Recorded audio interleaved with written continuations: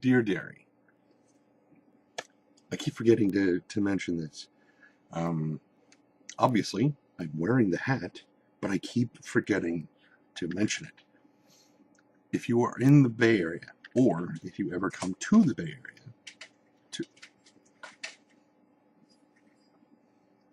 the wind is picking up outside and it's starting to blow the curtains around, which could be the signal of an oncoming storm, which I believe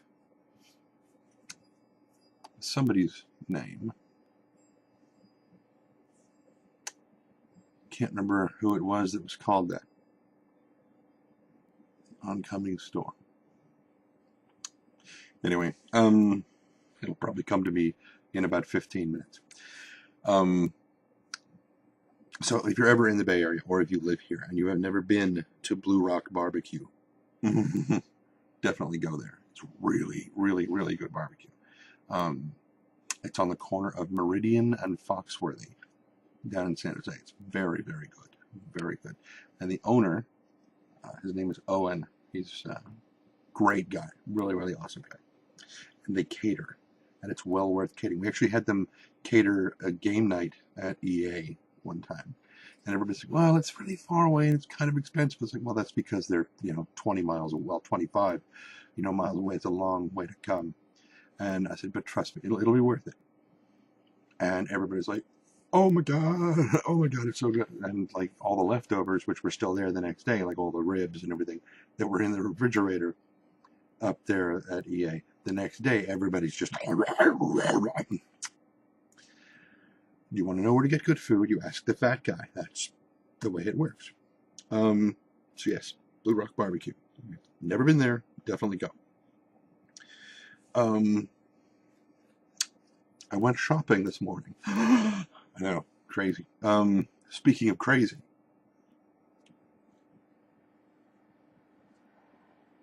parking lot. It was around like 11:30 or so when I went. And I don't know if that's just when all the crazy people.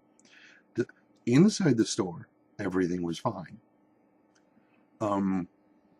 Everybody was genuinely polite and pleasant to be around.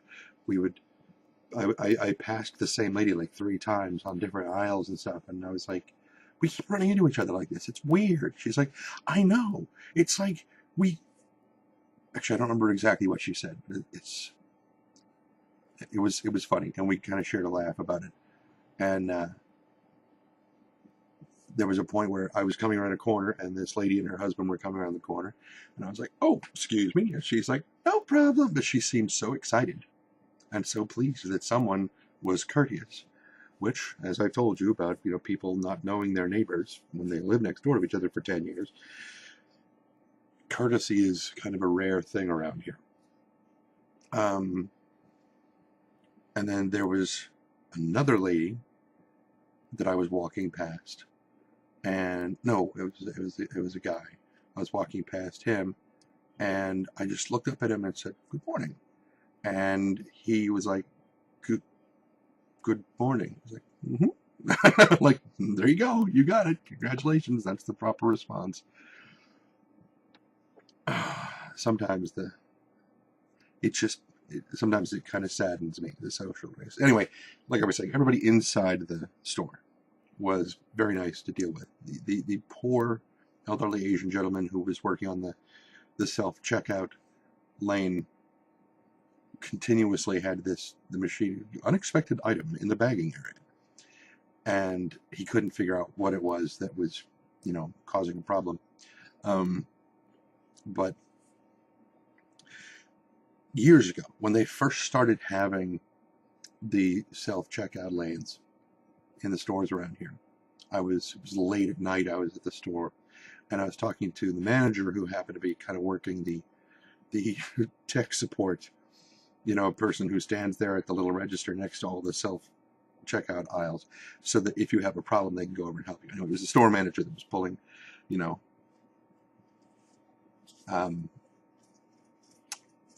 IT that night, and he walked over because I wasn't having any problems. In fact, the machine was having trouble keeping up with me because I knew what I was doing. So I'm just sweeping the barcodes across. It's like bleep, and I put it down, and bleep, put it down, and it's trying to say the prices, but it's having trouble keeping up because I'm going too fast.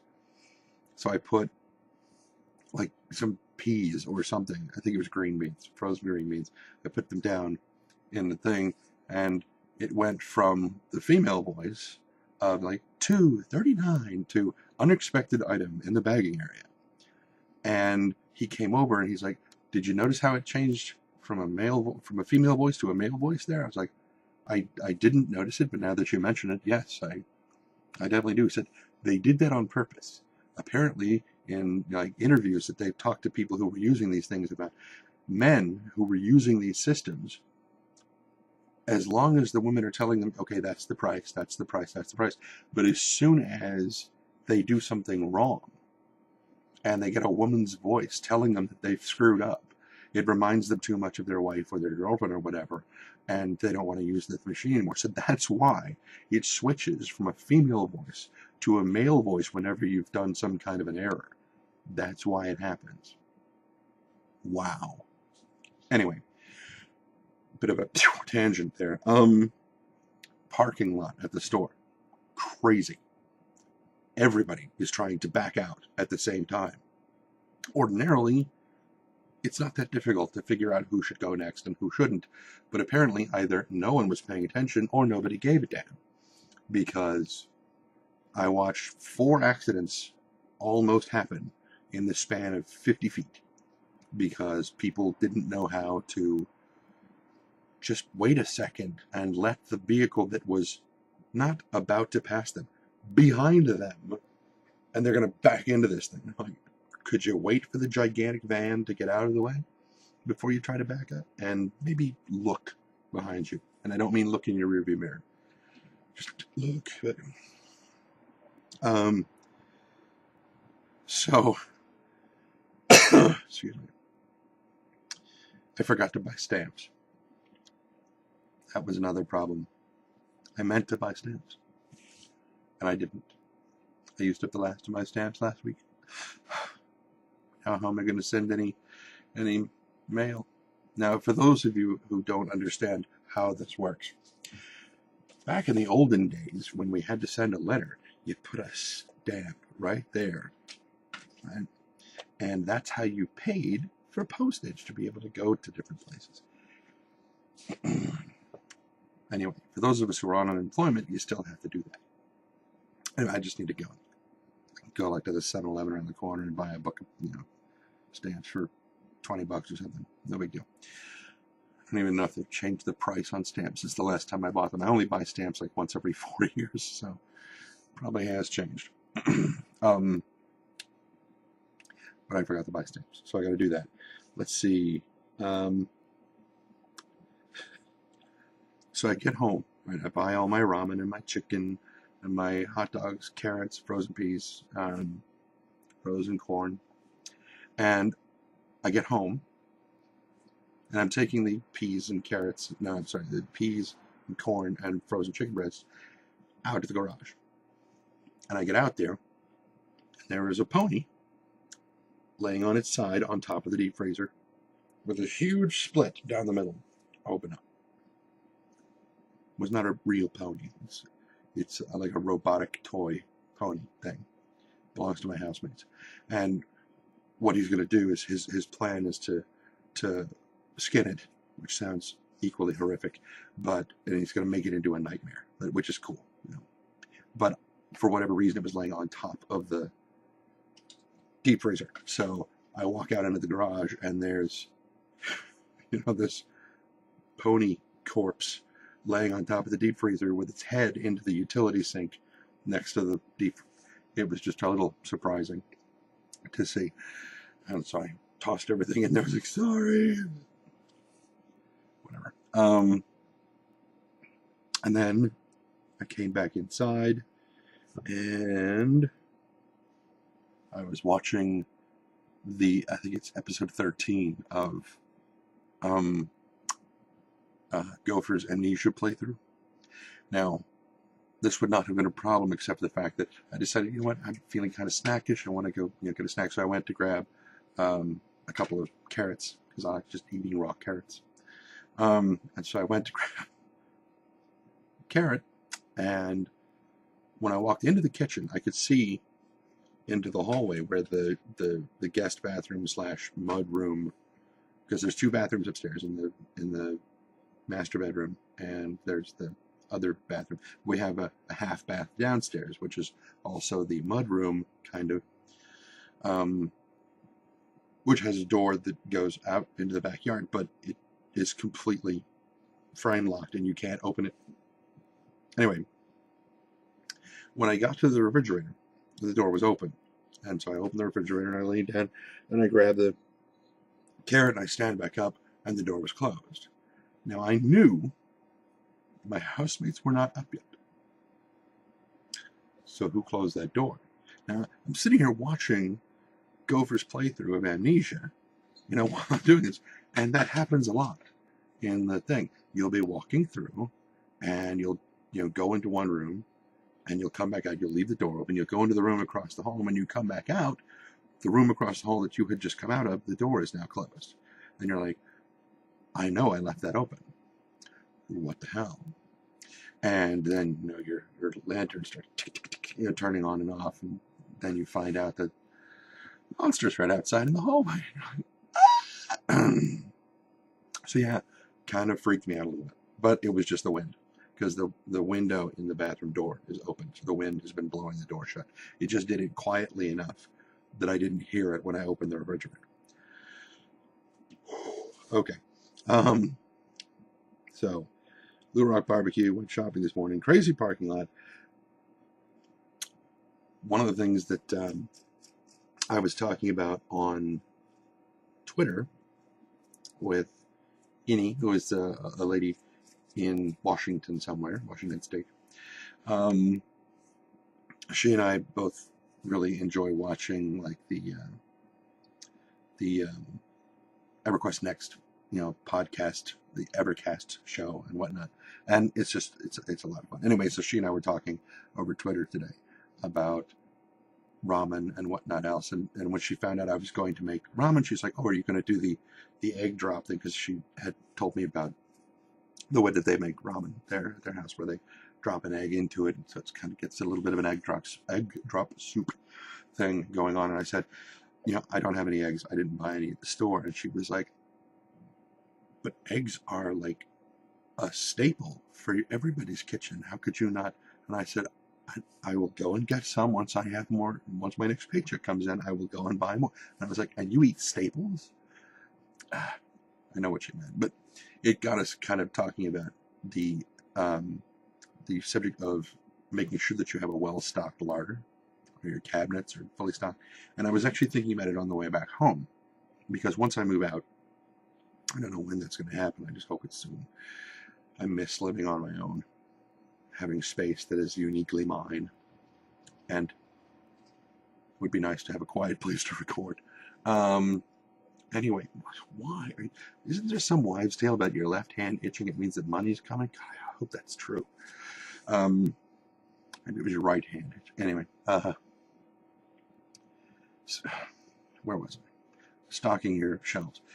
The worst part about cooking at home when you move is that initial setup of your cabinets, your larder, and because there's so much stuff that you have to get. Now, a lot of places like Safeway or Raley's or Kroger's, if there is still a Kroger's back east, I don't know. A lot of on their websites, they will, you can go through and you could say, okay, I need you to deliver this, and you basically give them a big shopping list, and you say deliver it on this day, in this block of time, and then they will gather up all the things, and you pay for it, online, and they bring you all of your stuff that you have on your list. Now, if you do that, take it from me. Sorry, my leg itches. Why am I? Did I wind up walking through poison ivy or something? I'm itching. Anyway, if you're going to do that, only get things like dried goods. Do not buy produce or meats or anything like that, because one of the things that they will do is they will take the oldest stuff. And that's the stuff that they deliver to, because they need to keep their stock in store as fresh as possible. They want to get rid of the old stuff first so it doesn't go to waste. So a lot of times they'll do that. They will bring the oldest stuff, the stuff that's closest to expiring. That's what they will deliver as far as meat and produce. So don't do that. If you're going to be ordering stuff for delivery, just get dried goods, canned goods, stuff like that. Things that don't really expire like that. But once you've got a fully stocked kitchen, all your shelves are nice and stocked, then you cook at home and everything, and you don't really burn through stuff very fast if you cook smart. And you only have to go to the market like once a week to refresh what you've used. And it doesn't really take that much. You know exactly where everything is, because that's my thing. Like I said yesterday, I hate shopping. But when I do it, I need to know exactly where everything is in the store. So it's a surgical strike. I go in, I get exactly what I need, and I get out, because I don't like wandering up and down every aisle. My mom used to do that at Target or Walmart or wherever the hell, or the grocery store. It was up and down every aisle. No, we'll just get what we need, get the hell out. Ugh. So cook at home. It's cheaper, it's better for you, and the quality is nicer because you can control what's in it. You can tweak the flavors the way you want, and every now and again just grab some ground beef and start browning it in a pan. Put in some hamburger helper, and put in a splash of red wine. It'll taste a little bit more high class. Even if you can't cook, and trust me, everybody can. You just need to learn how. That's all. So, forgot to buy stamps, amnesia bathroom door, gutted pony on the freezer, and finally, God, okay, we're pushing 17 minutes on this one. So the last thing is probably something that I'm going to bring up in an EverQuest Next episode or an article or something. Somebody was talking today about I think it was a Reddit. It's like the first time I've ever gone to Reddit and looked at anything really, and it was somebody from Storybricks about how the AI works. And it wasn't them, but it was somebody else kind of addressing Storybricks, saying you could do this and this and this, and you could have all these really cool things. And digging into the psychology of kind of well, what if most of the orcs in this band were their initiatives are to go out and pillage and fight and get money and things and stuff like that, and hoard treasures and kill people. But like one of them out of every percentage, there's something not quite right. Maybe he's a pacifist, or maybe he's psychotic and he kills other orcs and blah blah. And part of me thought, okay, that's kind of cool, but you're presuming that orcs think like humans. You're applying human psychology to an orc, and they may not necessarily think the same way, which is one possibility. But I do like the idea of orcs that don't fit in with everybody else, because he wants to be a dentist. Or no, that was Rudolph Shiny New Year, or whatever. Anyway, it wasn't Rudolph Shiny New Year. It was whatever. It was Rudolph. Little elf that wanted to be a dentist. Why don't I fit in? So,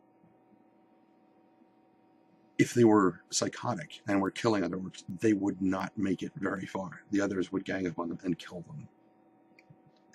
A psychotic, a cannibalistic orc, who wants to kill and eat his friends, would not last very long at all. Or he'd wind up being the leader, and okay, so whatever.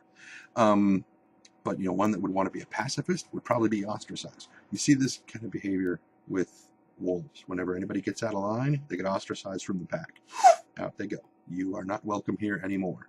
There's a picture I remember seeing, I think it was from National Geographic many, many, many years ago. And you've got all these wolves. You've got this big pack of wolves laying together over here.